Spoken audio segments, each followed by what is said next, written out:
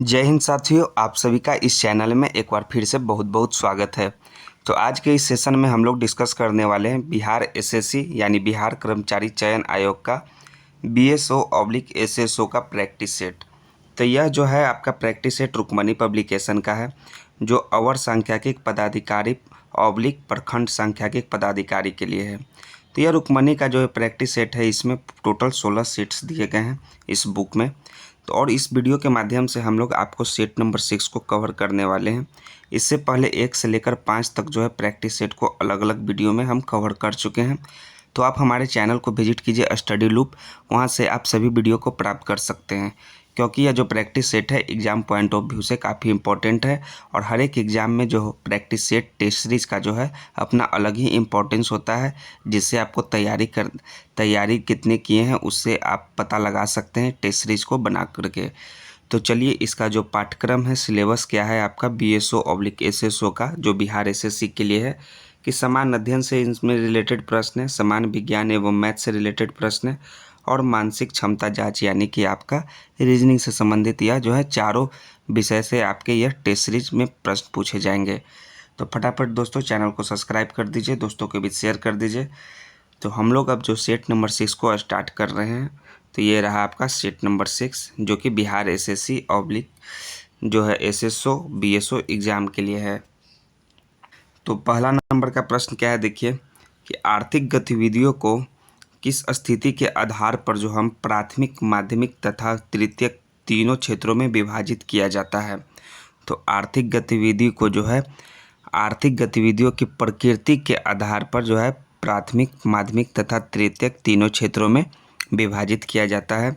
तो इसका जो करेक्ट आंसर हो जाएगा ऑप्शन नंबर बी, जिसमें लिखा हुआ है आर्थिक गतिविधियों की प्रकृति। दूसरा नंबर का प्रश्न है आपका कि निम्नलिखित में कौन विभिन्न देशों में बाजारों के संयोजन अथवा एकीकरण का परिणाम देता है। तो ये बताइए, इकोनॉमी से रिलेटेड ये सभी आपके प्रश्न हैं। तो यह जो है विदेशी बाजार विभिन्न देशों में बाजारों के संयोजन अथवा एकीकरण का परिणाम देता है। तो विदेशी व्यापार यानी ऑप्शन नंबर सी इसका करेक्ट आंसर हो जाएगा आपका। फॉरेन ट्रेड, जिसे हम लोग इंग्लिश में कहते हैं, दो या दो से अधिक देशों के बीच के व्यापार को जो है अंतर्राष्ट्रीय व्यापार या विदेशी व्यापार कहा जाता है। और भारत में नए विदेशी व्यापार जो नीति है वो 1 अप्रैल 2021 ईस्वी को लागू हुआ। कितना? 1 अप्रैल 2021 ईस्वी को, जो वर्ष 2026 तक जो है प्रभावी रहेगा। नेक्स्ट तीसरा नंबर का प्रश्न देखते हैं कि वह सबसे छोटी प्राकृतिक संख्या ज्ञात कीजिए जो 13, 6, 24, 39 से विभाज्य है। तो प्राकृतिक संख्या को प्राप्त करने के लिए हम लोग क्या करेंगे, 13, 6, 24 और 39 को हम लोग LCM यानी लसन निकालेंगे, और लसन निकालने के बाद 312 मान इसका आएगा।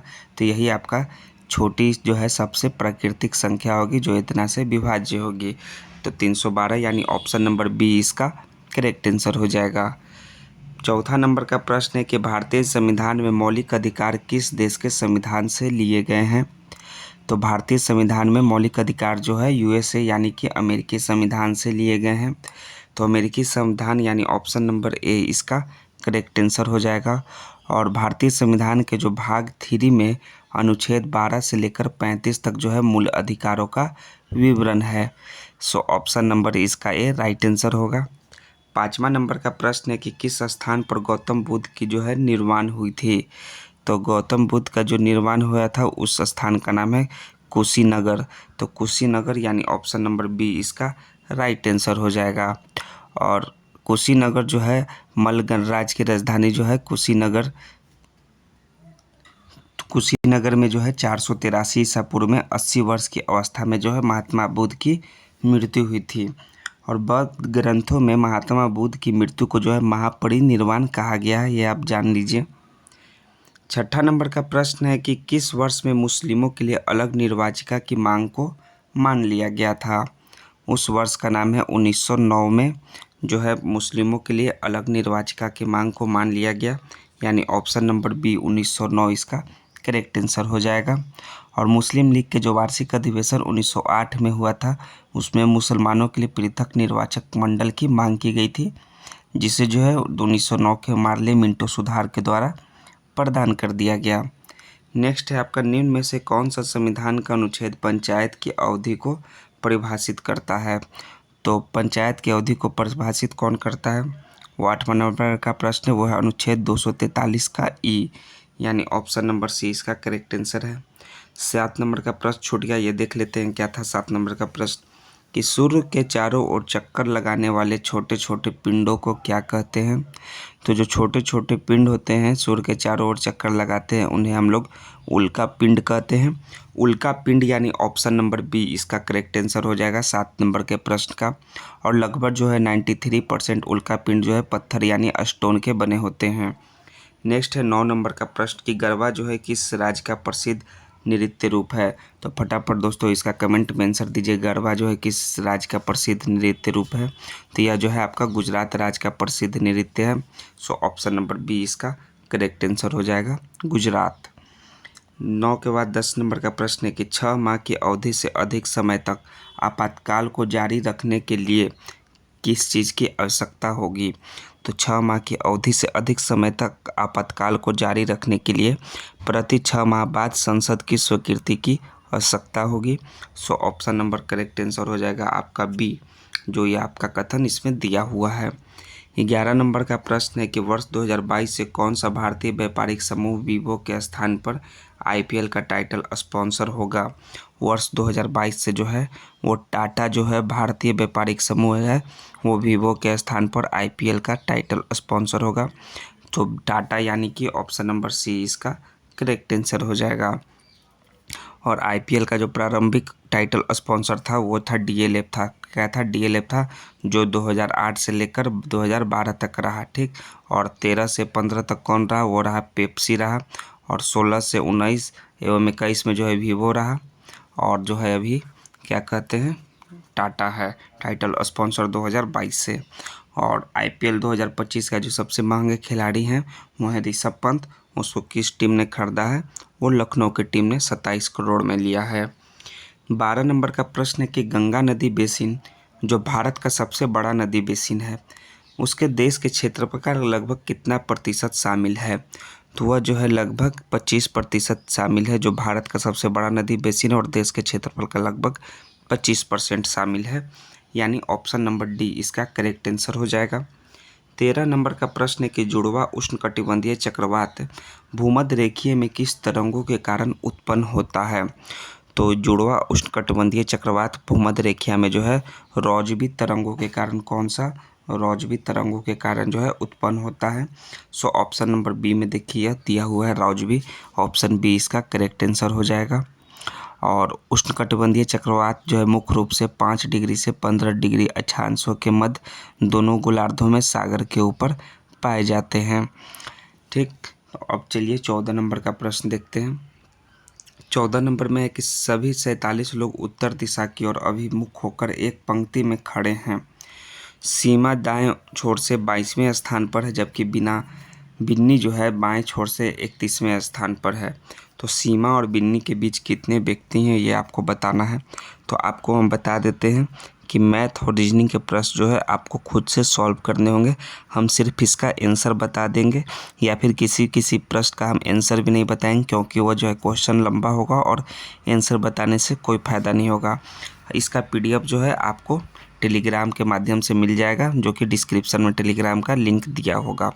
तो इसका जो प्रश्न होगा वो का आंसर जो होगा वो होगा चौथा। कितना? चौथे के बीच कितने व्यक्ति हैं? 4 व्यक्ति होंगे सीमा और बिन्नी के बीच। ऑप्शन सी इसका करेक्ट आंसर है। 15 नंबर है कि धान की रोपाई के दौरान किया जाने वाला जो है हुड़किया बॉल नृत्य निम्न में से किस राज्य में किया जाता है? तो ये जो है धान की रोपाई के दौरान किया जाने वाला हुड़किया बॉल नृत्य उत्तराखंड राज्य से संबंधित है। तो उत्तराखंड यानी ऑप्शन नंबर इसका करेक्ट आंसर बी हो जाएगा। और जान लीजिए कि उत्तराखंड राज्य से संबंधित अन्य लोक नृत्य का नाम क्या है। एक है आपका घटिया नृत्य, दूसरा है मंडान नृत्य, तीसरा जो है हारुल नृत्य, चौथा बुडियात नृत्य, और एक चौचरी नृत्य। ये सभी जो है उत्तराखंड से संबंधित नृत्य हैं। और असम राज्य का जो लोक नृत्य है उसका नाम क्या है? बिहू, बागू, रुम्बा। एक है बागू रुम्बा और दूसरा है बिहू आदि। ये लोग जो है असम राज्य का लोक नृत्य है। तो ऑप्शन नंबर बी इसका उत्तराखंड करेक्ट आंसर हो जाएगा। अब जैसे 16 नंबर का प्रश्न है, तो 16 नंबर के रीजनिंग के प्रश्न आपको खुद से वीडियो को पॉज करके सॉल्व कीजिए, या फिर आप पीडीएफ के माध्यम से है इस वीडियो के बाद आप सॉल्व कीजिएगा। इस आपका रीजनिंग के प्रश्न है कि किसकी आयु जो है आर से अधिक है लेकिन क्यू से कम है, वो आपको निकालना है। तो हम तो इसका आंसर बता देंगे, वो जो है आपका पी का आयु जो है आर से अधिक है लेकिन क्यू से कम है। लेकिन ये सभी जो है मैथ के प्रश्न और रीजनिंग के प्रश्न आप सॉल्व कीजिएगा। देखिए 17 नंबर का प्रश्न है कि कथन दिया हुआ है कि कोई नियोक्ता जो है चिकित्सा नहीं है, ठीक, और सभी नेता जो है चिकित्सा हैं, और सभी जो नौकरशाह हैं वो नेता हैं। तो कथन जो दिया हुआ है और रीज़न क्या है, आपका निष्कर्ष क्या निकलता है कि पहला कि कोई नौकरशाह नियोक्ता नहीं है, या फिर कोई नेता नियोक्ता नहीं है, या कुछ चिकित्सक नौकरशाह हैं। इन तीन में से कौन सा निष्कर्ष जो है सही अनुसरण कर रहा है कथन का। जो कथन का जो सही अनुसरण कर रहा है वो है आपका 1, 2 और 3, ये तीनों जो कथन है वो सही अनुसरण करते हैं इस कथन का, स्टेटमेंट का। सो ऑप्शन नंबर ए 17 का करेक्ट आंसर हो जाएगा। 18 नंबर का जो आपका प्रश्न है कि एक निश्चित कूट भाषा में जो है इसका अर्थ जो है ए बी की माँ है, इसका जो अर्थ है ए बी का भाई है, इसका अर्थ जो है ए बी की पत्नी है, और इसका अर्थ है ए बी का पिता है। तो इस इक्वेशन पर करने पर आर का यू से क्या संबंध होगा वो आपका निकालना है। तो आर का जो यू से संबंध है वो है आपका भांजी का संबंध है। क्या चीज़ का संबंध है? भांजी का, मामा भांजी का संबंध है। सो ऑप्शन नंबर डी इसका 18 का राइट आंसर हो जाएगा। 19 नंबर का प्रश्न देखिए कि इसके बाद जो है नेक्स्ट जो है श्रृंखला से जो है आपका क्या है, जो श्रृंखला से संबंधित नहीं है, ठीक है। आपको ये बताना है कि ये जो है आपका 1, 2, 3, 4, 5, 6, ये 6 दिया हुआ है, जिसमें से एक जो है आपका श्रृंखला से संबंधित नहीं है। जो श्रृंखला से संबंधित नहीं शब्द है उसका नाम है एफ, जी और एच। सो ऑप्शन नंबर जो है आपका ए राइट आंसर हो जाएगा। 20वां नंबर है आपका प्रश्न कि रवि हर महीने के पहले बुधवार को फिल्म देखने जाता है, और पिछले महीने वो 6 अगस्त को फिल्म देखने गया। तो यदि वो आज फिल्म देखने जा रहा है तो आज कौन सी तारीख है? तो अगर वो आज फिल्म देखने जा रहा है तो आज तारीख होगा आपका 3 सितंबर। 6 अगस्त हो गया है तो अब कैसे होगा? जब वो 6 अगस्त को देखने गया तब बुधवार था, तो 13 को जाएगा तो बुध होगा, 20 को जाएगा तो बुध होगा, फिर 27 को जाएगा तब बुध होगा, और अब फिर 3 को जाएगा तब बुध होगा। तब आज 3 सितंबर का दिन होगा, तब वह जो है फिल्म देखने गया है। सो ऑप्शन नंबर ए इसका 20 का करेक्ट आंसर हो जाएगा। 21 नंबर का प्रश्न जो है कि पंक्ति में कितने लोग बैठे हों, ये आपको 21 नंबर का प्रश्न आप खुद से सॉल्व कीजिए, वीडियो को पॉज करके यहाँ से सॉल्व कीजिएगा। हम लोग देखिए नेक्स्ट जो है आपको बताते हैं कि कितनी लड़कियां जो है करदाता और उद्यमी दोनों हैं, ये आपको बताना है। ये 23 नंबर के प्रश्न में उद्यमी और करदाता कौन की कितनी लड़कियां हैं, तो हैं आपके 20 लड़कियां जो हैं उद्यमी भी हैं और करदाता दोनों हैं, ठीक। कितने करदाता हैं उद्यमी हैं लेकिन लड़कियां नहीं हैं, वो आपको बताना है 24 नंबर के प्रश्न में। तो 10 जो हैं करदाता उद्यमी है लेकिन जो है लड़कियां नहीं हैं। सो ऑप्शन नंबर बी इसका करेक्ट आंसर हो जाएगा। ये देखिए कि नीचे दिए गए कुछ जानकारी है, उस हिसाब से आपको ये भी रीजनिंग को सॉल्व करना है। तो रीजनिंग के प्रश्न को आप सॉल्व कीजिए। हम इसका पीडीएफ जो है डिस्क्रिप्शन में टेलीग्राम का लिंक दे दिए हैं, उससे आप प्राप्त कर सकते हैं पीडीएफ को आंसर की के साथ। आंसर की से आप अपना आंसर भी मिलान कर लीजिएगा। तो 26 नंबर का प्रश्न है कि निम्न में से कौन सी जनजाति भारत की सबसे अधिक जनसंख्या वाली और सबसे पुरानी जनजाति है?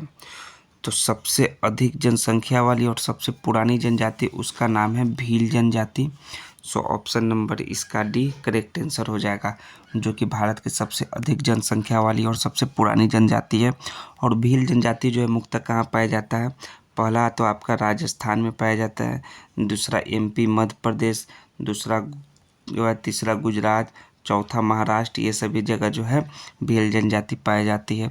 और दूसरा जो सबसे बड़ा आबादी वाला जनजाति है वो कौन सा जनजाति है? वो है आपका गोंड जनजाति। कौन सा? गोंड जो है वो सेकंड नंबर पर आता है। और संथाल जनजाति जो है संथाल परगना क्षेत्र के मूल निवासी होते हैं, जो झारखंड के छोटा नागपुर, पठार, पश्चिम बंगाल के वीरभूम, बांकुरा, मालदा, मिदनापुर, 24 परगना, उड़ीसा के मयूरभंज जिले इत्यादि में पाए जाते हैं। कौन से? वो हैं आपके संथाल जनजाति।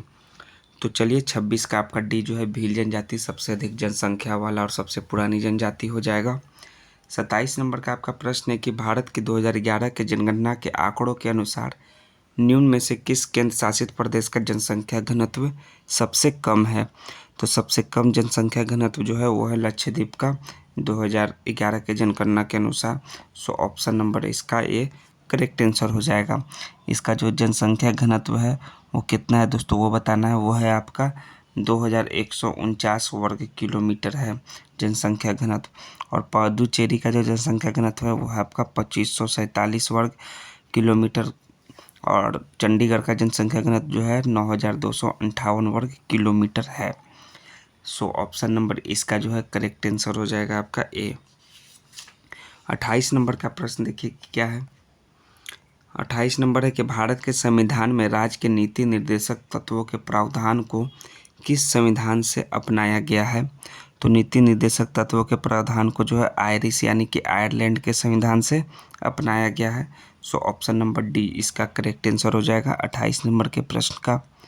29 नंबर है कि कौन से अधिनियम प्रतिनिधि लोकतंत्र को भागीदारी लोकतंत्र में बदलता है, जिसमें जमीनी स्तर पर लोकतांत्रिक संस्थाओं के विकास में एक महत्वपूर्ण कदम माना जाता है? तो वो जो है किस संशोधन में, वो है आपका 73वां संशोधन जो हुआ था अधिनियम, उसमें यह जो है कथन दिया हुआ है, उल्लेखित है। सो ऑप्शन नंबर डी इसका करेक्ट आंसर है 29 नंबर प्रश्न का। नेक्स्ट है आपका 30 नंबर का प्रश्न कि दादा साहेब फाल्के पुरस्कार निम्न में के लिए प्रदान किया जाता है। निम्न के लिए यानी कि किस क्षेत्र के लिए वो किया जाता है? फिल्म के लिए प्रदान किया जाता है। सो ऑप्शन नंबर डी इसका करेक्ट आंसर हो जाएगा। यह जो है दादा साहेब फिल्म पुरस्कार ये 1969 ईस्वी से दिया जा रहा है। कब से? 1969 ईस्वी से। 31 नंबर का प्रश्न है कि केंद्र सरकार के सभी मंत्रियों की नियुक्ति किसके द्वारा की जाती है? तो सभी मंत्रियों की जो नियुक्ति है वो प्रेसिडेंट यानी राष्ट्रपति के द्वारा की जाती है। ऑप्शन नंबर बी इसका करेक्ट आंसर हो जाएगा। 32 में है कि सिखों के तीसरे गुरु थे। तो सिखों के जो तीसरे गुरु थे वो गुरु अमरदास थे। तो अमरदास यानी कि ऑप्शन नंबर डी इनका करेक्ट आंसर हो जाएगा 32 नंबर के प्रश्न का। और नेक्स्ट है आपका गुरु गोविंद सिंह जो है सिखों के 10वें गुरु थे। कैमे गुरु थे? गुरु गोविंद सिंह वो 10वें गुरु थे। तो ऑप्शन नंबर इसका डी गुरु अमरदास यह राइट आंसर है। 33 नंबर का प्रश्न है कि भारत के राष्ट्रपति को, तो भारत के राष्ट्रपति को जो है राज्यसभा और लोकसभा दोनों सदनों के सदस्यों के द्वारा चुना जाता है। यह स्टेटमेंट जो है ट्रू है भारत के उपराष्ट्रपति के संबंध में। सो यह करेक्ट आंसर हो जाएगा ए। 34 नंबर है कि खरीफ फसलें किस मौसम में उगाई जाती है? तो खरीफ फसल जो है आपका बरसात के मौसम में उगाई जाती है। तो बरसात यानी वर्षा ऑप्शन नंबर डी इसका करेक्ट आंसर है। 35 नंबर का प्रश्न जो है आपको सरल करना है, सॉल्व करना है कि सरलतम रूप इसको सॉल्व करके ज्ञात कीजिए। जो सरलतम रूप होगा वो इसका सॉल्व करके वो होगा a² × b के पावर 4 × c के power 1। So option number A इसका 35 का करेक्ट आंसर होगा। 36 है कि निम्नलिखित में से भारत का प्रथम विधि अधिकारी कौन है? तो भारत का महान न्यायवादी जो है भारत का प्रथम विधि अधिकारी है। सो ऑप्शन नंबर डी इसका करेक्ट आंसर हो जाएगा। अनुच्छेद जो है 76 में जो है भारत के महान्यायाधीश यानी अटॉर्नी जनरल का वर्णन किया गया है। अब नेक्स्ट 37 नंबर है कि दर्पण प्रतिबिंब पर जो है इमेज को रखा जाए तो किस प्रकार का इमेज बनेगा? ये आपका रीजनिंग का से संबंधित प्रश्न है। तो इसको अगर हम लोग मिरर में रखेंगे तो किस प्रकार का इमेज बनता है? वो बनता है आपका इस प्रकार का। ऐसे जो है आपका इधर साइड जो है पी उल्टा आपका हो जाएगा, एल जो है ऐसे उल्टा हो जाएगा, के जो है आपका ऐसे हो जाएगा, जे ऐसे हो जाएगा और आपका जी जो है ऐसे हो जाएगा और आर हो जाएगा। तो ऑप्शन नंबर सी इसका करेक्ट आंसर है 37 का। 38 नंबर का प्रश्न है कि निम्न में से किस वर्ष में ज्योतिबा फुले ने सत्यशोधक समाज का गठन किया था? उस वर्ष का नाम है 1873 ईस्वी में। 1873 यानी कि ऑप्शन नंबर सी इसका करेक्ट आंसर है। और ज्योतिबा फुले का जन्म जो है 1827 में पुणे को हुआ था। और सत्यशोधक समाज को जो स्थापना वो भी कहाँ किया गया था? वो भी जो है पुणे में किया गया। सो ऑप्शन नंबर इसका सी करेक्ट आंसर है 38 का। 39 है कि वैशाली और वान्या एक व्यवसाय में 35:8 के अनुपात में निवेश करते हैं। यदि कुल लाभ 3655 है तो वैशाली और वान्या को प्राप्त लाभों में कितना अंतर है? तो प्राप्त लाभों में जो अंतर होगा वो होगा आपका 2295 रुपया का आएगा। सॉल्व करके जिन भी दोस्तों का 2295 आएगा उनका यह करेक्ट आंसर होगा। वैशाली और वान्या के बीच जो है प्राप्त लाभों का अंतर। 40वां नंबर का प्रश्न है कि निम्नलिखित में से किसने जो है बांधों को आधुनिक भारत के मंदिर कहा है।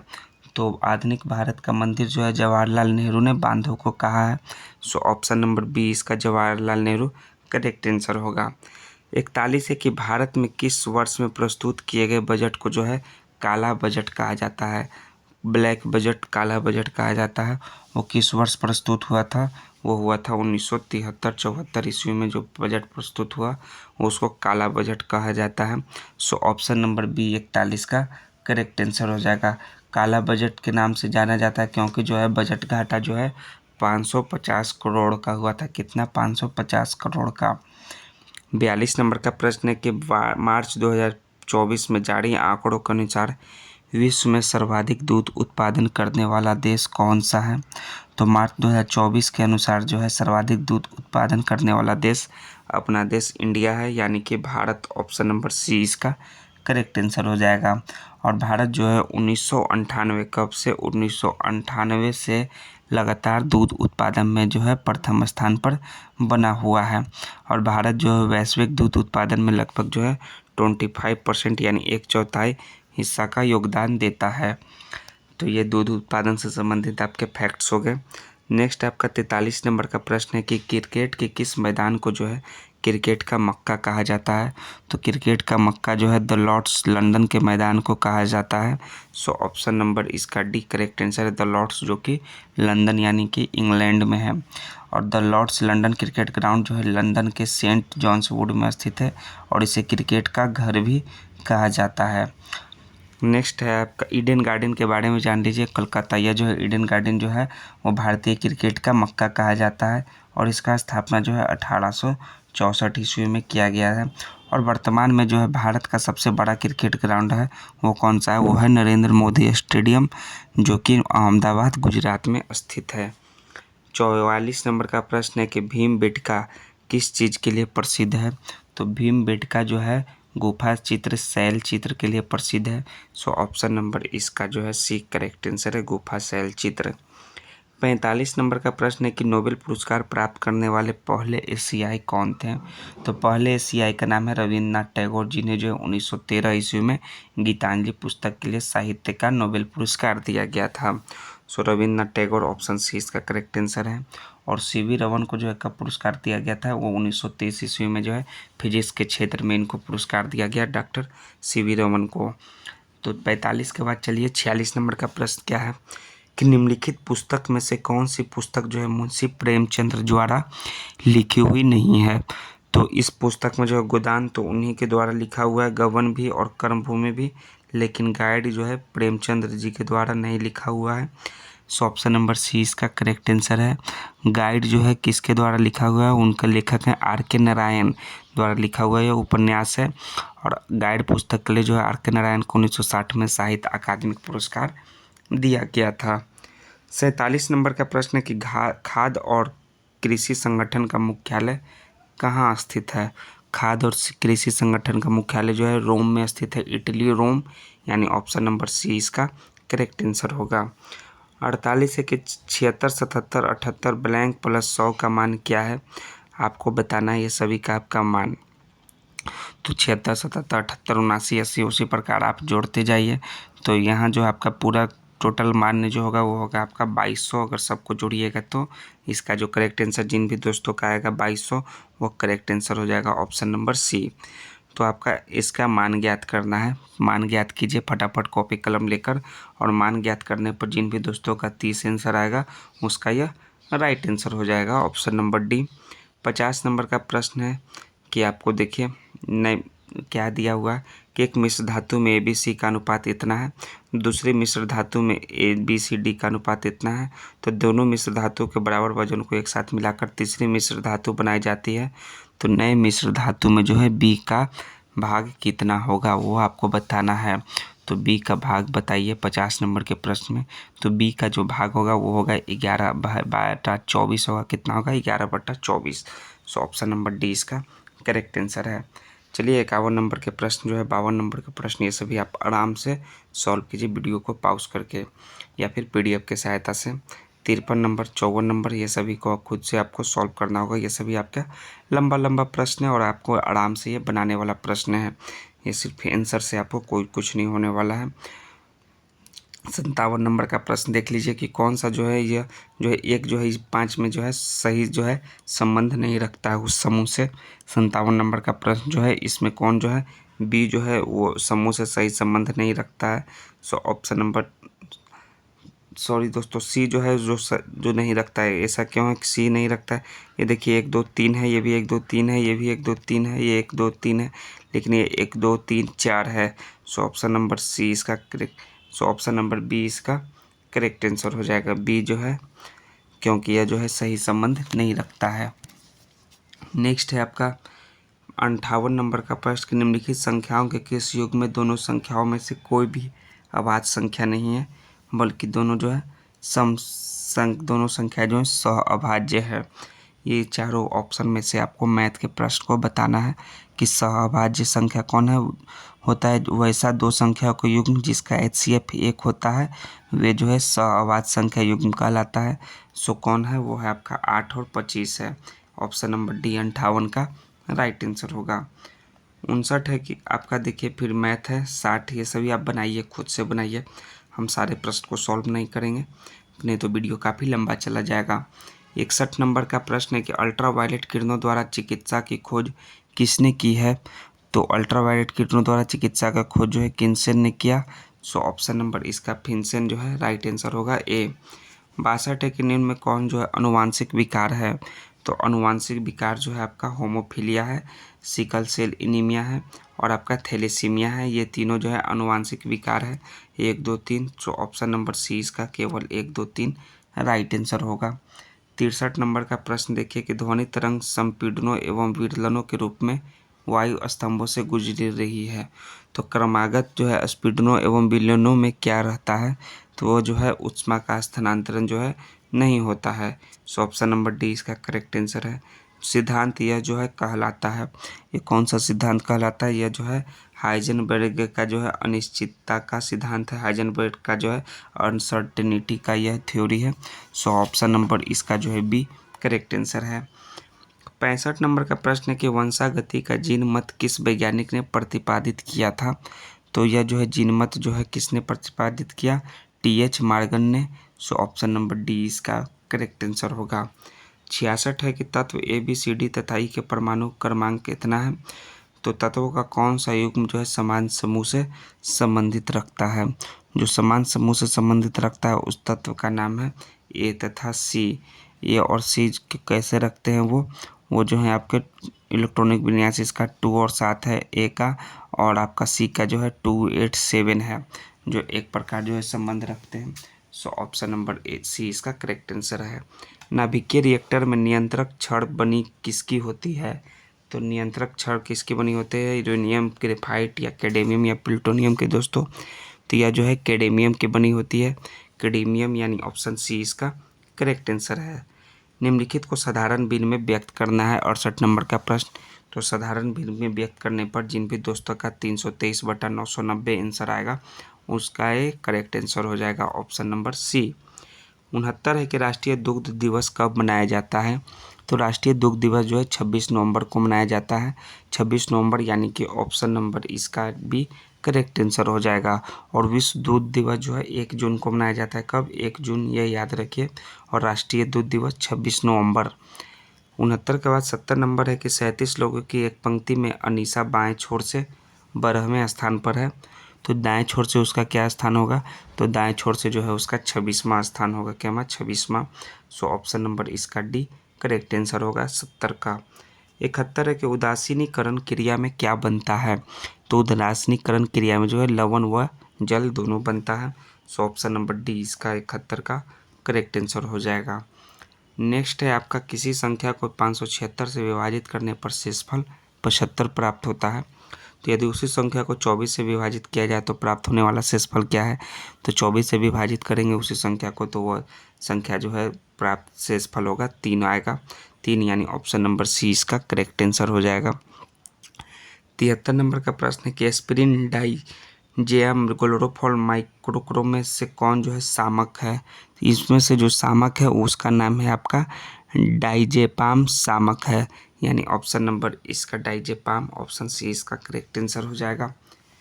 73 के बाद 74 नंबर का प्रश्न है आपका 2 kg द्रव्यमान का कोई पिंड किसी घर्षणहीन क्षैतिज मेज पर 4 मीटर पर सेकंड के नियत वेग से फिसल रहा है, तो इस धातु के इसी वेग से गति बनाए रखने के लिए आवश्यक बल होगा। तो बल जो है न्यूटन में होता है, तो बल जो होगा आपका वो 0 न्यूटन होगा। सो ऑप्शन नंबर बी 74 का करेक्ट आंसर होगा। 75 है कि दलहन पौधों की जड़ों की गांठ में पाए जाने वाला बैक्टीरिया किसका निर्माण करता है। तो बैक्टीरिया जो है नाइट्रोजन से नाइट्रेट का निर्माण करता है। सो ऑप्शन नंबर इसका बी करेक्ट आंसर हो जाएगा 75 नंबर प्रश्न का। 76 नंबर का प्रश्न है वो आपका मैथ से संबंधित प्रश्न है। मैथ को आप बनाइए, 77 भी बनाइए आप, 78, 79, 80 सभी को आपको जो है वीडियो को पॉज करके सॉल्व करते जाना है, ठीक है। जैसे 83 नंबर का प्रश्न है आपको पेपर फोल्डिंग से संबंधित प्रश्न है, तो इसको पेपर को फोल्ड कीजिएगा तो किस प्रकार की आकृति बनेगा वो आपको बताना है। ये आपका ये भी रीजनिंग से संबंधित प्रश्न है। सीरीज को 87 के रूप में लिखते हैं, डिसमय को 91 के रूप में, तो स्प्रिंट को किस रूप में लिखा जाएगा वो भी आपको बताना है। ये देखिए 85, 86, 87 ये सभी आप खुद से बनाइए। 88, 89, 90, 91 देखिए क्या प्रश्न दिया हुआ है वो हम लोग सॉल्व करते हैं। 91 नंबर का प्रश्न कि फरवरी 2025 में 8वें हिंद महासागर का सम्मेलन, जो हिंद महासागर सम्मेलन IOC का कहाँ आयोजन किया गया। तो यह जो है आयोजन किया गया कहाँ बताइए, फटाफट कमेंट में आंसर दीजिए। यह किया गया ओमान में। सो ओमान यानी ऑप्शन नंबर सी इसका करेक्ट आंसर हो जाएगा। 92 नंबर का प्रश्न है कि देश का पहला बायो बैंकिंग और पशु संग्रहालय कहाँ के चिड़ियाघर में खोला गया है। तो यह खोला गया है दोस्तों दार्जिलिंग के चिड़ियाघर में। सो ऑप्शन नंबर सी इसका करेक्ट आंसर है, देश का पहला बायो बैंकिंग और पशु संग्रहालय। 93 यदि 48 और 24 का तृतीयानुपाती 100, तो एक्स का मान निकालना है अब आपका। तो एक्स का मान निकालने पर जिनका भी दोस्तों का 12 आंसर आएगा उनका यह करेक्ट आंसर हो जाएगा। ऑप्शन नंबर 20 का 12 करेक्ट आंसर है 93 का। 94 देखिए रीजनिंग से संबंधित प्रश्न है, आपको खुद से सॉल्व करना है। 95 की हेनले पासपोर्ट इंडेक्स 2025 में भारत की रैंक कितनी है। हेनले पासपोर्ट इंडेक्स भारत का जो रैंक है वो है आपका 85 है, यानी 85। ऑप्शन नंबर 20 का करेक्ट आंसर होगा। 86 नंबर का प्रश्न है कि महिला वर्ग में प्लेयर ऑफ द ईयर 24 के लिए बलबीर सिंह सीनियर पुरस्कार में से किसे सम्मानित किया गया। तो बलबीर सिंह सीनियर पुरस्कार से जो है वो सविता पुनिया को सम्मानित किया गया। सविता पुनिया यानी ऑप्शन नंबर इसका सी करेक्ट आंसर है। ये आपका करेंट अफेयर से संबंधित प्रश्न है। 97 नंबर का प्रश्न है कि भारत के गाँवों का सांस्कृतिक मानचित्रण के लिए सरकार ने निम्न में से किस पहल की शुरुआत किया है। तो वो पहल है मेरा गांव मेरी धरोहर पहल। सो ऑप्शन नंबर इसका सी करेक्ट आंसर हो जाएगा। 98 नंबर का प्रश्न क्या है कि अप्रैल 2025 में किस राज्य के कुंभकोनम पान के पत्ते और थोलाई फूलमाला को GI टैग प्रदान किया गया है। तो किस राज्य का ये दोनों चीज़ है, ये दोनों जो है तमिलनाडु के कुंभकोनम पान के पत्ता और थोलाई फूलमाला को GI टैग प्रदान हुआ है तमिलनाडु राज्य, यानी ऑप्शन डी इसका करेक्ट आंसर है। 99 के निम्नलिखित में से कौन सा सुमेलित नहीं है। जो सही सुमेलित नहीं है वो है आपका चीन संघाई। चीन जो है संघाई सुमेलित नहीं है। चीन की जो राजधानी है वो है बीजिंग है। सो ऑप्शन नंबर सी इसका राइट आंसर है। बाकी रूस की राजधानी मॉस्को सही है, कनाडा ओटावा सही है और ऑस्ट्रेलिया कैनबरा ये तीनों सही सुमेलित हैं। 101 नंबर का प्रश्न है कि नमक सत्याग्रह के समय गांधी जी के गिरफ्तार हो जाने के बाद आंदोलन के नेता के रूप में उनका स्थान किसने लिया। तो उनके स्थान के रूप में जो है अब्बास तैयब जी ने लिया उनका स्थान। सो ऑप्शन नंबर ए इसका करेक्ट आंसर है 100वां नंबर प्रश्न का। 101 है कि क्या सभी अपराधियों को कठोर दंड दिया जाना चाहिए। तो तर्क क्या निकलता है, हाँ इससे अपराधियों में भय उत्पन्न होगा और अपराध में कमी आएगी। दूसरा है कि नहीं मानव जीवन अमूल्य और अपराधियों को भी सुधरने का मौका दिया जाना चाहिए। तो 101 का जो प्रश्न है उसका तर्क जो है 1 और 2 दोनों तर्क पुष्ट हैं, सही हैं यानी संगत हैं। सो ऑप्शन नंबर सी 101 का करेक्ट आंसर है। 102 जो है आपको बनाना है, खुद से रीजनिंग के प्रश्न है कि कौन जो है आपका निर्देशक अभिनेता और पुस्तक के बीच में सही संबंध का जो है निरूपण करता है। 103 है कि पैसा बैंक तो शिक्षा कहाँ हो जाएगा। शिक्षा जो है आपका कहाँ हो जाएगा, विद्यालय हो जाएगा। पैसा बैंक में मिलता है तो शिक्षा विद्यालय में मिलेगा।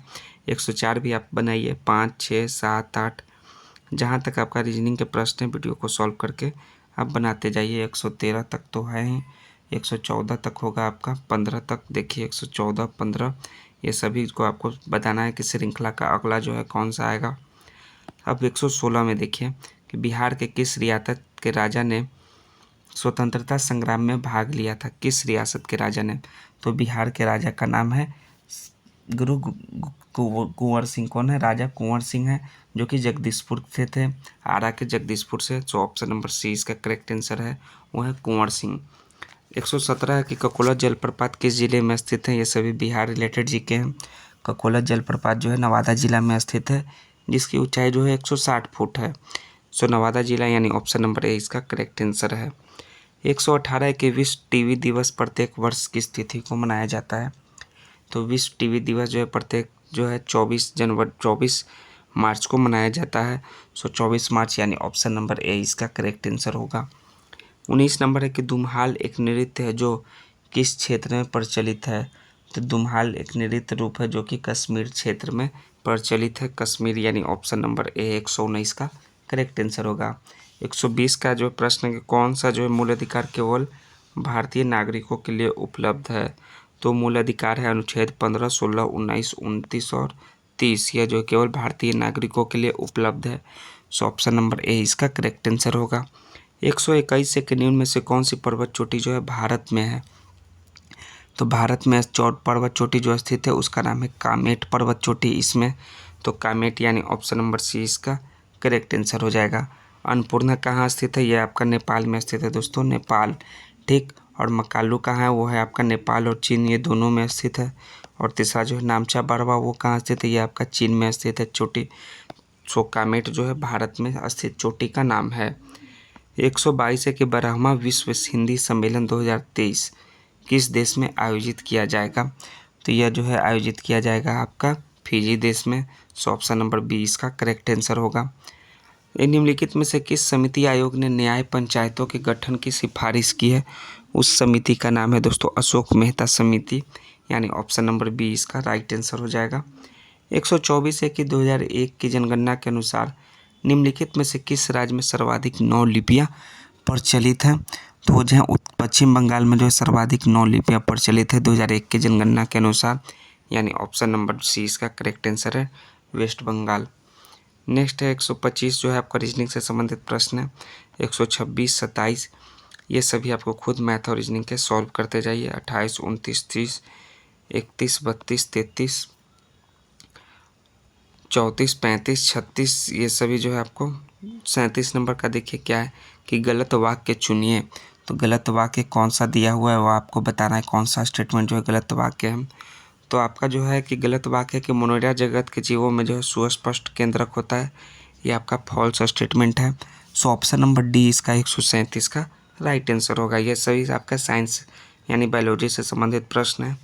यौनारंभ पर विरिष्णों का निम्नलिखित में से कौन सा कार्य नहीं होता है। तो यौनारंभ में विरिष्णों का कार्य जो है पहला अपरा का विकास एवं जो है एस्ट्रोजन का स्राव। तो अपरा का विकास और एस्ट्रोजन का स्राव 2 और 3 ऑप्शन नंबर आपका जो है बी में दिया हुआ है 2 और 3। सो ऑप्शन बी इसका राइट आंसर हो जाएगा। 139 है कि 7.5 ग्राम पोटेशियम नाइट्रेट को गर्म करने पर मुक्त ऑक्सीजन की मात्रा क्या होगी। तो मुक्त ऑक्सीजन की जो मात्रा होगी वो होगा 1.188 ग्राम, यानी ऑप्शन नंबर बी इसका करेक्ट आंसर है। 140 है कि हैलोजन में होता है। तो हैलोजन में 2 गैस, 1 तरल और 2 ठोस होता है। तो यानी ऑप्शन नंबर सी इसका करेक्ट आंसर, 2 गैस, 1 तरल और 2 ठोस। नेक्स्ट है आपका निम्नलिखित में सही कथन का चयन करना है। तो कौन सा जो स्टेटमेंट है वो आपका ट्रू है। ट्रू स्टेटमेंट है कि हीलियम में आयनीकरण की क्षमता जो है अधिकतम होती है। यह स्टेटमेंट आपका ट्रू है, बाकी ये सभी जो है आपके फॉल्स स्टेटमेंट हैं। सो ऑप्शन नंबर डी 141 का राइट आंसर होगा। 142 है कि डीएनए का विशिष्ट स्थानों पर काट देना किसके आविष्कार से संभव हुआ है। तो यह जो है किसके आविष्कार से संभव हुआ है, वो हुआ है आपका रिस्ट्रिक्शन एंजाइम से संभव हुआ है, यानी ऑप्शन नंबर डी इसका 142 का करेक्ट आंसर है। 143 है कि पदार्थों के निम्नलिखित वर्गों में से कौन सा वर्ग जो है केवल अजैव न्यूनीकरण वस्तुएं शामिल है। तो इसमें जो है आपका पॉलीथीन, प्रतिलक्षक, पीवीसी और जो प्लास्टिक, बेकेलाइट और डीडीटी में जो है केवल जैव निम्नीकरण वस्तुएं शामिल है। सो ऑप्शन नंबर डी इसका राइट आंसर हो जाएगा 143 का। 144 है कि निम्नलिखित में से कौन सा जो है एक वसा में घुलनशील विटामिन और उससे संबंधित अभाव रोग है वो बताना है। वो है आपका रेटिनॉल जेरिप्थैल्मिया। कौन सा रेटिनॉल जेरिप्थैल्मिया है। सो ऑप्शन नंबर बी इसका 144 का करेक्ट आंसर है। 145 है कि चावल किस प्रकार की जलवायु का पौधा है। तो चावल जो है उष्ण आर्द्र जलवायु का पौधा है। सो ऑप्शन नंबर सी इसका करेक्ट आंसर हो जाएगा। 146 है कि निम्नलिखित में से किस हार्मोन का बंद होना तुरंत मासिक चक्र का कारण होता है। तो उसका नाम है प्रोजेस्टेरॉन हार्मोन का बंद होना तुरंत मासिक चक्र का कारण हो जाता है, यानी ऑप्शन नंबर सी इसका राइट आंसर है। 147 है कि भारत के प्रमुख नदियों व उनके उद्गम स्थल के जोड़े बनाइए। तो यमुना जो है यमुनोत्री से इसका उद्गम स्थल है। नेक्स्ट आपका जो है कृष्णा, कृष्णा का ये जो है महाबलेश्वर है। उसके बाद आपका गोदावरी, गोदावरी का जो है आपका नासिक है। उसके बाद लास्ट आपका महानदी का आपका जो है सिहवा है। सो आपका 4 3 2 1 ऑप्शन नंबर देखिए ए में आपका दिया हुआ है 4 3 2 1 ऑप्शन ए 147 का करेक्ट आंसर होगा। 148 है कि निम्न में से किस समूह के चारों ओर जंतु शिशुओं को जन्म देते हैं। किस समूह के जो है चारों ओर जंतु शिशुओं को जन्म देते हैं। वो देते हैं आपके कंगारू, हेजहॉग यानी जंगली चूहा, डॉल्फिन और लोरिस, ये सभी समूह। सो ऑप्शन सी इसका 148 का करेक्ट आंसर है। 149 जो है आपको यह आपका दिया हुआ स्टेटमेंट, उसी से आपको जो है इसको सॉल्व करना है और एस का एच से संबंध निकालना है। तो आप संबंध निकालिए कौन सा आपका सही आंसर होगा। हम इसका आंसर बता देते हैं। यह जो है पिता के भाई की पुत्री होगी, एस का एच से संबंध होगा, यानी ऑप्शन डी इसका करेक्ट आंसर होगा। लास्ट में 150वां नंबर का प्रश्न है कि यदि दो पिंडों के बीच की दूरी दोगुनी कर दिया जाए, कितना दोगुनी, तो उनके बीच जो है गुरुत्वाकर्षण बल हो जाएगा प्रारंभिक मान का। तो गुरुत्वाकर्षण बल क्या हो जाएगा।